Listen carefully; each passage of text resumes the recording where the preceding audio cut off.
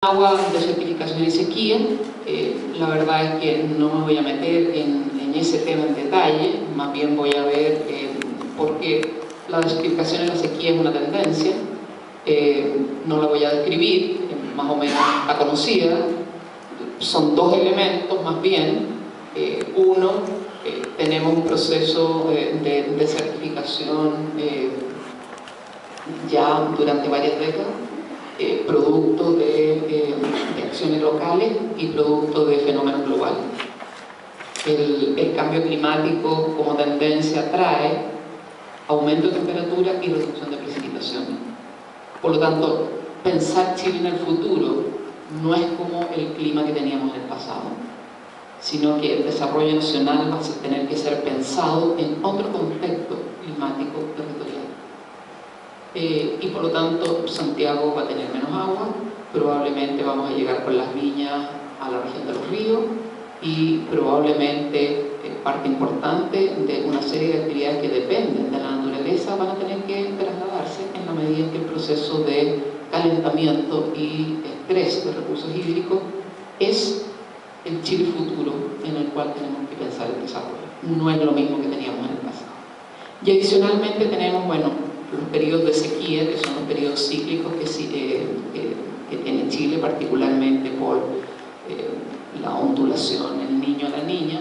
En este momento estamos en un 5º año de sequía, o de, digamos, recursos hídricos reducidos en relación a los promedios, y eso nos pone en un lugar de crisis, de mayor conflictividad, de mayor competencia por los recursos hídricos, pero al mismo tiempo es una ocasión que tenemos que aprender, porque más bien el futuro se va a parecer a eso y no a las lluvias y a las nevaciones que teníamos en el pasado. Por tanto, hay que aprovecharlo en el sentido de pensar Chile y cómo lo vamos a hacer de otra forma. Ahora, ¿por qué es tan importante el agua? Y es muy importante que esta universidad haya pensado, partido de este tema, porque claramente el agua es lo esencial para la vida. Podemos vivir sin luz eléctrica, podemos vivir sin una serie de elementos, pero sin agua no hay ninguna posibilidad. No hay posibilidad ni de producir alimentos, ni de mantener nuestra propia vida. De hecho, una persona sin agua prácticamente no dura mucho. Una persona incluso con ayuno, tomando agua puede durar bastante tiempo, hasta que se consume, pero sin agua no dura. Somos además nuestro cuerpo 70% agua, es decir, agua simplemente, y aquí es importante partir de esa conciencia, porque probablemente es lo único esencial que nosotros deberíamos finalmente dejar como la gran batalla. El cobre no se come, el oro no se come, no obstante sin agua no tenemos ninguna posibilidad de subsistir, y claramente por eso es tan relevante en todas las culturas, en las religiones, etc. Ahora, segundo elemento importante del cual partir, el agua dulce es escasa. Los mares no son utilizables por la especie humana, los glaciares tampoco, los polos, los casquetes polares difíciles, y por lo tanto tenemos que entender de que esta cosa no es infinita, sino que es un recurso escaso, precioso, y por lo tanto la especie humana tiene que cambiar su noción sobre este recurso y tratarlo con una valoración, mucho más que la valoración que se da hoy día al oro en la cultura y en la civilización humana. La verdad es que si nosotros planteamos los valores desde la vida, el agua es lo más valioso.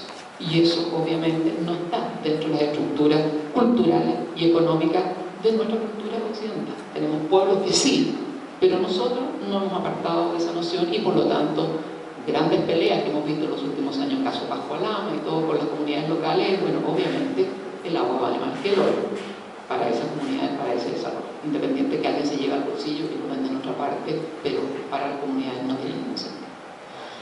¿Qué es lo que nosotros, qué es lo que tenemos como desafíos en Chile? Tenemos escasez de agua en la mayoría del país, y eso prácticamente desde la región de O'Higgins, de la región metropolitana del norte, estamos bajo los promedios que establece el sistema internacional de litros por persona. Y más aún tenemos actividades tremendamente requirientes de agua en las zonas secas, como por ejemplo la minería, que justamente está desde la región de O'Higgins al norte, no está desde la región de O'Higgins al sur. Por lo tanto, estamos con actividades intensas en el uso de agua donde hay poca agua. Y ahí claramente hay una contradicción estructural que está generando conflicto. Está generando conflicto en Copiapó, en Antofagasta, Calama, etcétera, etcétera.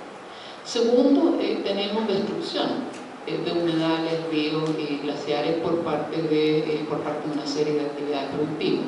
Y claramente agotamiento y contaminación de agua subterránea también. Hasta principios del siglo o hasta los años 50 del siglo pasado, 1950, nosotros podríamos decir que teníamos crisis en el agua superficial. Hoy día tenemos crisis también en el agua subterránea. Por lo tanto, está afectando a todo el ciclo hidrológico. Tenemos un cuarto problema que ya no es de orden físico, sino que es de orden político, es que tenemos una privatización y concentración de la propiedad del agua. Es decir, si bien es cierto, hay una serie de elementos que son vinculados a cómo lo estamos gestionando, si la disponibilidad, si hay agua o no hay agua, pero tenemos otro nivel importante de problemas que son políticos. Y eso es particularmente que tenemos una privatización de este recurso. Por lo tanto, desde la política pública no hay libertad total de cómo reasignarlo en periodos de crisis, etcétera, etcétera. Ganamos un poco en manos atadas desde la perspectiva pública, porque hoy día la mayor parte del agua es de lo privado. Y claramente la privatización del agua está generando serios problemas al interés público. Y segundo, tenemos una insustentabilidad en el uso del agua por los distintos sectores productivos.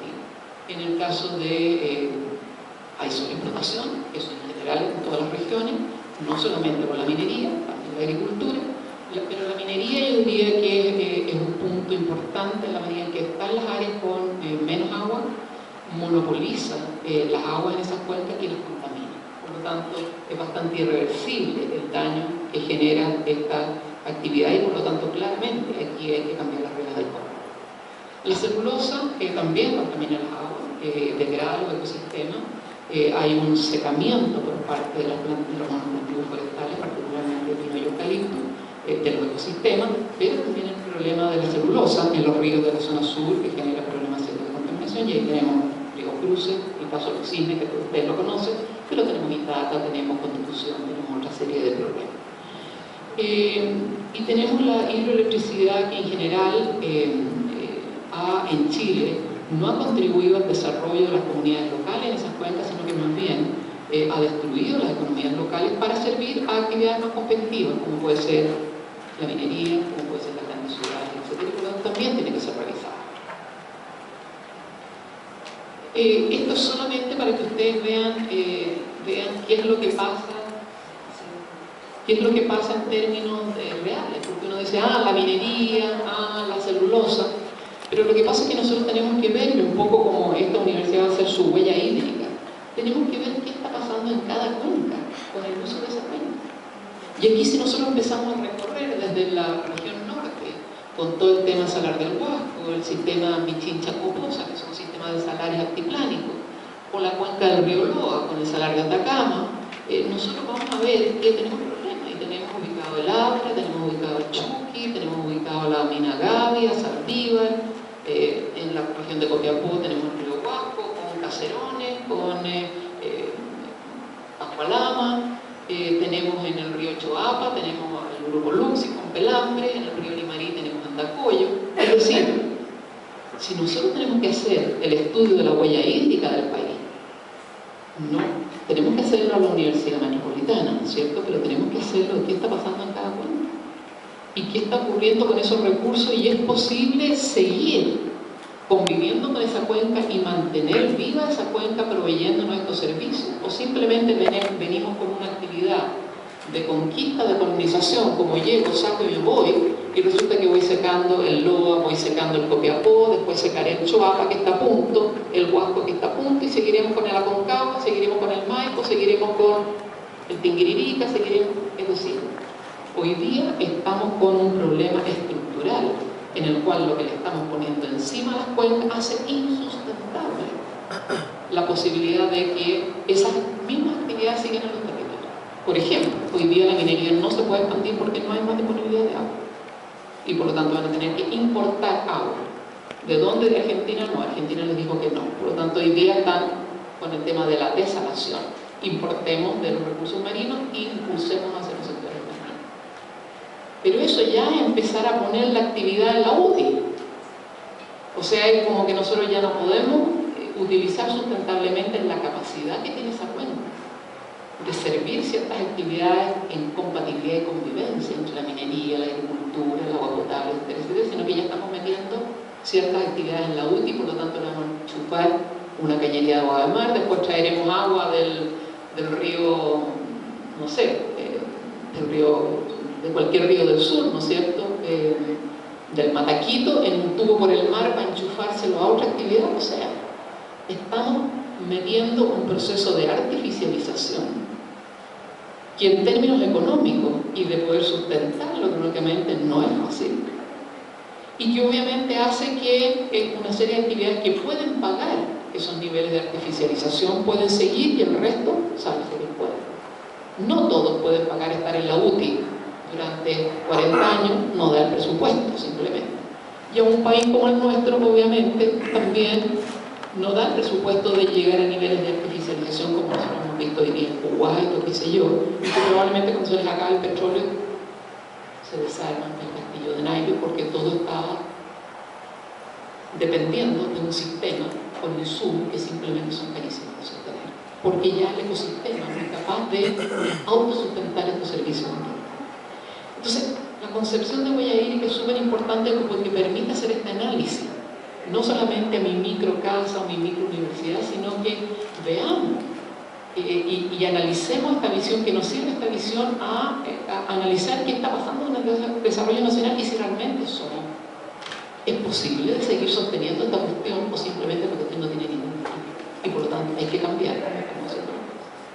Para el sur sigue más o menos lo mismo, seguimos con el tema de la minería, empiezan a aparecer las hidroeléctricas, porque hay más agua, empieza la agroindustria y claramente llegamos a situaciones como las cuencas de Petorca, Río Concagua, Río Ciprese, Quintiririta, Achigüeno, Matequito, Laja, Diguillín, etc.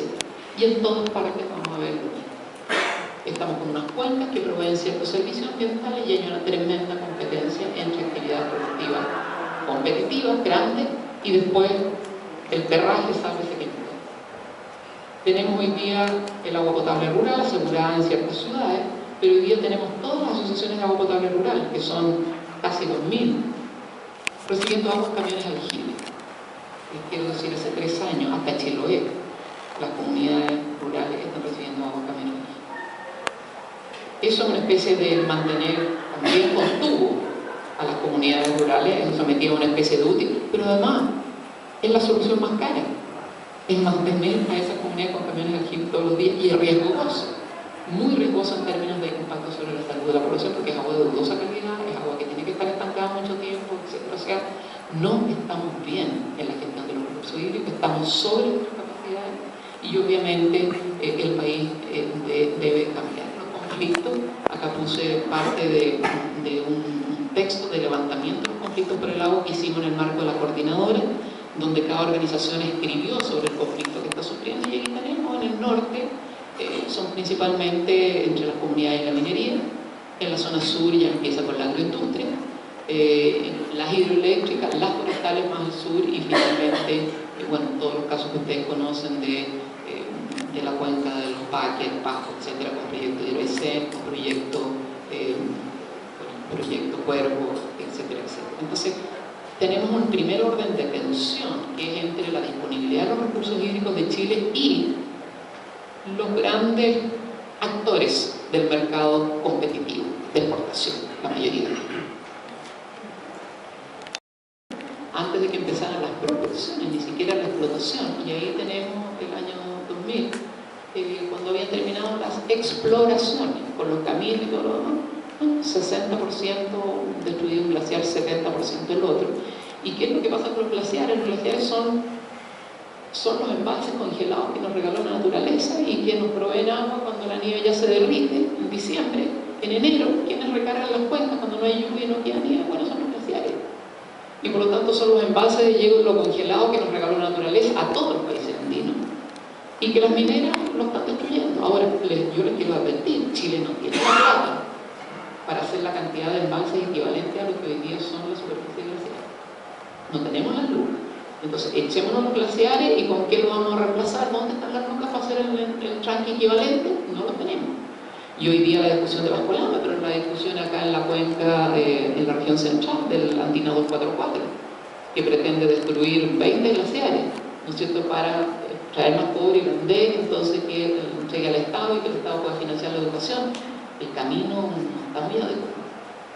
Entonces, hoy día tenemos que mirar estos recursos con una perspectiva estratégica de seguridad, de mantener la vida de las comunidades humanas, las economías, y no dejarnos destruir por 2 o 3 actividades económicas que simplemente después dice, como dice el conejo, va a la cueva y se cambia de cueva o se va de país, porque en otro país no está el problema o somos más competitivos. Entonces, hoy día el problema es un problema de insustentabilidad que verdaderamente tenemos que analizar porque requiere un cambio en la política pública. No solamente Vasco Lama, ahí tenemos todas las mineras que hoy día están destruyendo glaciares, el poder del fuego andino, por ejemplo, de las 2,8, 2,6 kilómetros cuadrados de glaciares que hay en el interior de la cuenca del río Aconcagua. Ellos han destruido 2,1.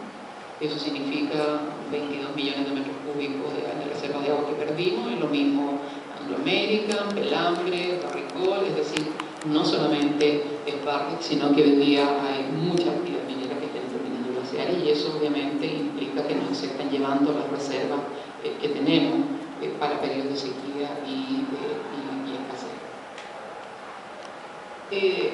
Tiene estrechez, en síntesis, en términos físicos, las situaciones que tenemos una estrechez en la disponibilidad, significa mayor vulnerabilidad para agua potable, la producción de alimentos, la agricultura, los sectores productivos también.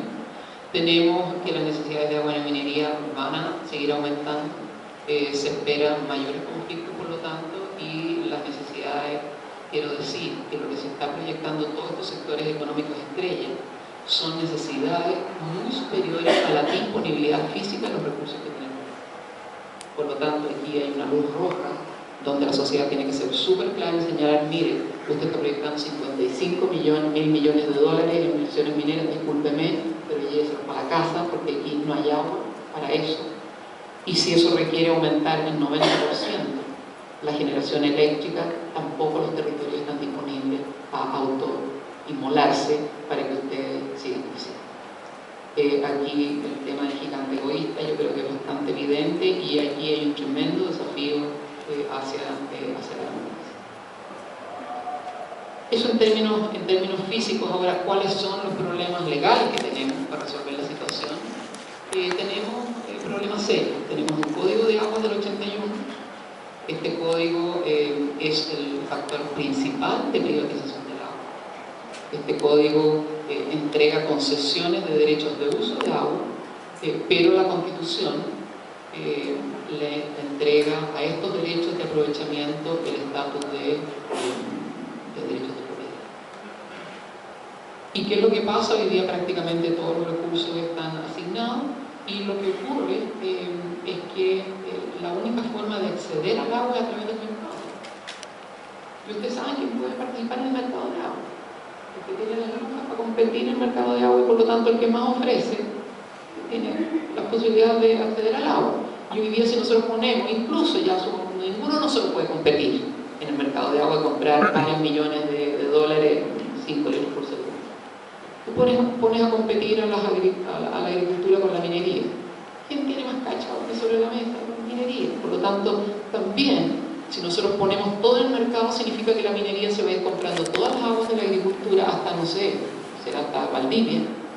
Y por lo tanto vamos a transformar en un país monoespecífico, porque el agua va a ser todo para la minería y quedará agua en un resto para que la gente tome agua y pueda trabajar para la minería. O sea, yo creo que es tan brutal si nosotros no ponemos hoy día un corte a esta situación, que es más grave que la situación de la educación. Si no ponemos un corte, simplemente estamos en una debacle, en un holocausto al progreso de la minería, y por lo tanto un holocausto que implica la crisis de prácticamente todo. Por lo tanto, hay que hacer cambios estructurales al Código de Agua. Y claramente hay que cambiar y derogar el artículo 19 número 24 de la Constitución, donde establece que los derechos de aprovechamiento inscritos y constituidos de acuerdo a la ley, es decir, al Código de Agua, le darán a sus poseedores la propiedad social. Es lo mismo que su auto, su casa, etc.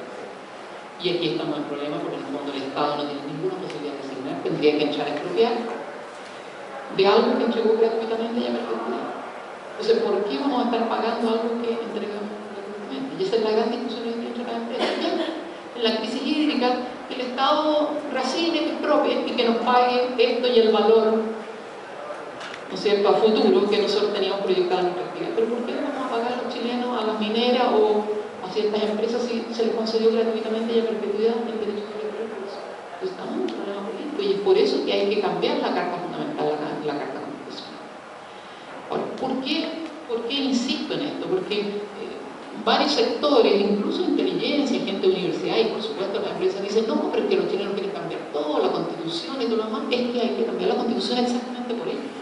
Y porque esto no solamente se da en el campo del agua, se está dando en el campo de miles de otras áreas, educación, salud, etcétera, etcétera, donde simplemente, si no hay un código fundamental, no es posible cambiar los códigos legales.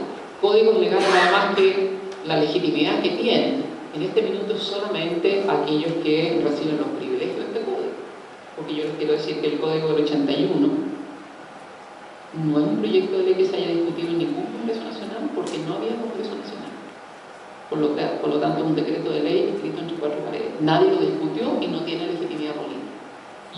Y por eso que los resultados que ha generado son estos, porque fue hecho traje a la medida de ciertos sectores, ¿no es cierto?, pero no entendiendo lo que pasa. Llevamos 30 años de este marco legal y es ese el que nos tiene en la crisis en la paz. Concentración de la propiedad de las aguas.